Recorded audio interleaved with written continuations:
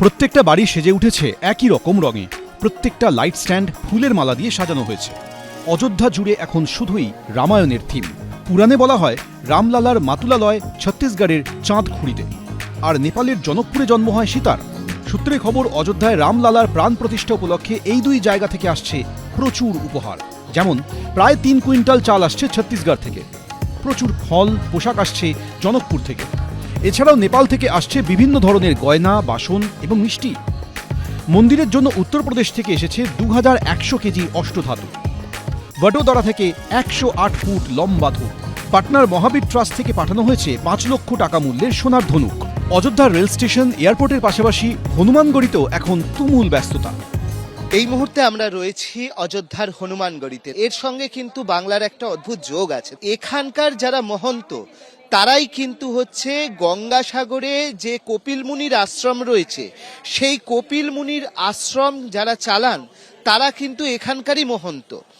এই মুহূর্তে এখানকার মহন্ত যেমন এখানে নেই, তিনি রয়েছেন হচ্ছে গঙ্গাসাগরে রয়েছেন।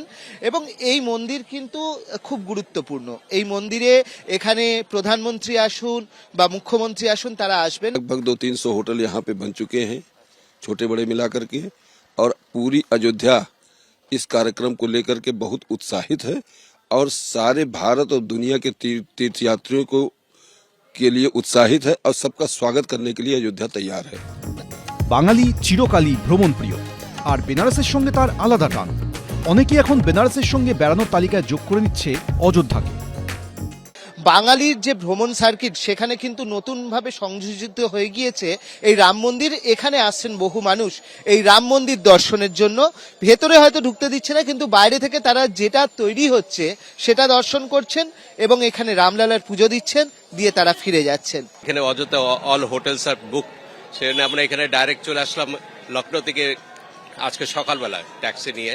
তো এই দর্শন করলাম। এখন 2টো নাগাদ খুলবে, যেখানে কনস্ট্রাকশন হচ্ছে নতুন রাম মন্দিরটা, ওটা হয়তো দেখতে পারবো না, আমাদের গাড়ি ছেড়ে দিয়ে বেরিয়ে যেতে হবে। রাম মন্দিরের এটার জন্য এখন এই জন্য এটা প্ল্যান করা হয়েছে।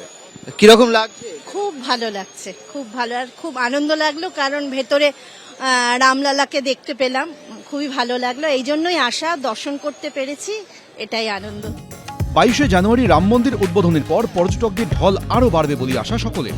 অর্ণব মুখোপাধ্যায়, এবিপি আনন্দ, অযোধ্যা।